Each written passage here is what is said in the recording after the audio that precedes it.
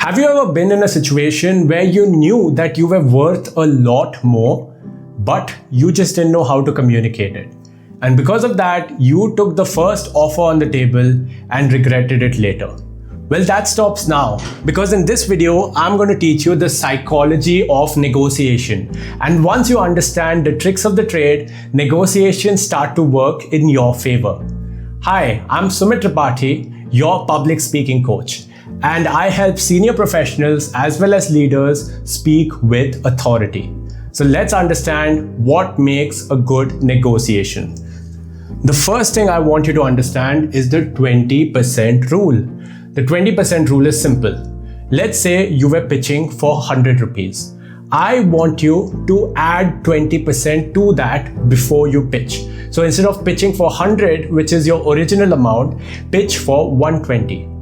There are three things that can happen. The first thing is either negotiations happen and you end up getting 100 instead of 120, which is again something that works in your favor. The second thing that can happen is people may not even negotiate. They may say yes to 120. And oftentimes that does happen because human beings hate confrontation. So you would get 120 instead of 100, which is a win-win. And the third thing that might happen is somebody might negotiate to 80 or 60, which shows you that they are the wrong person to work with because they don't respect your time as well as your pricing. And it creates that red flag, which is a cue for you to leave the discussion and walk away. So that is the 20% rule. The second thing is subtle mirroring. Whenever you are talking to someone, you have to learn to subtly mirror them. Mirroring does not mean if someone's sitting like this, you also sit like this. Mirroring means if someone's body language is a bit closed off, you can also shrink yourself a bit. Like if someone's closed off and if I'm talking with these huge hand gestures, they start to feel overwhelmed and unsafe. And they psychologically and subconsciously start to dislike you. Same is with the volume. If someone is talking a bit feebly, I would also try to match that volume instead of going all high energy, because that is what destroys a lot of negotiations when energies don't match. The third thing is leverage.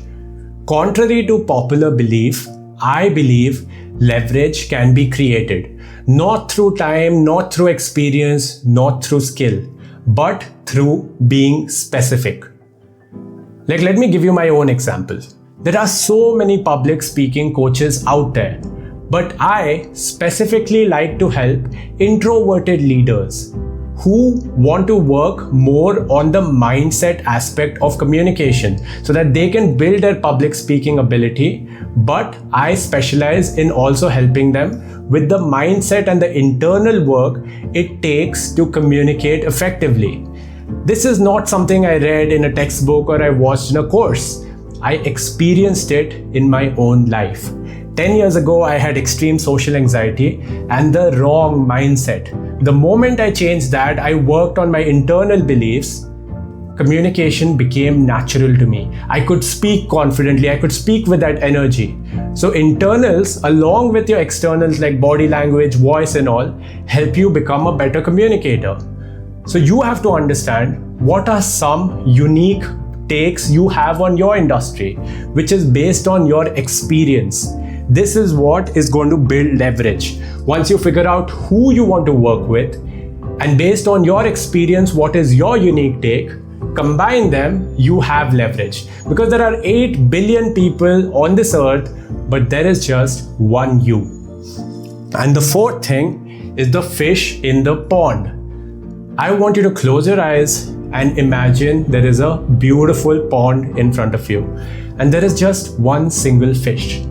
If that fish dies, you're going to feel bad, you're going to regret it, because that fish represents a single offer or opportunity on your table. And when we have just a single opportunity and we rely on that, what happens is we succumb to the other person's demands. This is where negotiations go wrong. But now close your eyes and imagine a pond with a lot of fishes swimming. If a few die also, you won't notice.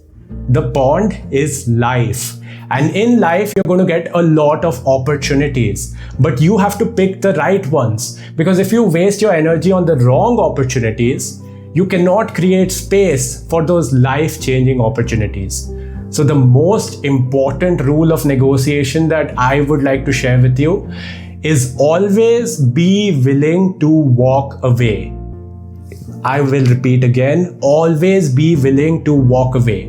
Because if you don't have that strength to walk away from a bad deal, you will always regret it, feel incompetent, and wonder why did the negotiation go wrong.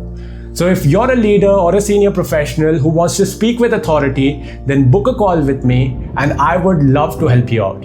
And you can comment your thoughts in the comment section. I read each and every comment, and I will see you in the next video.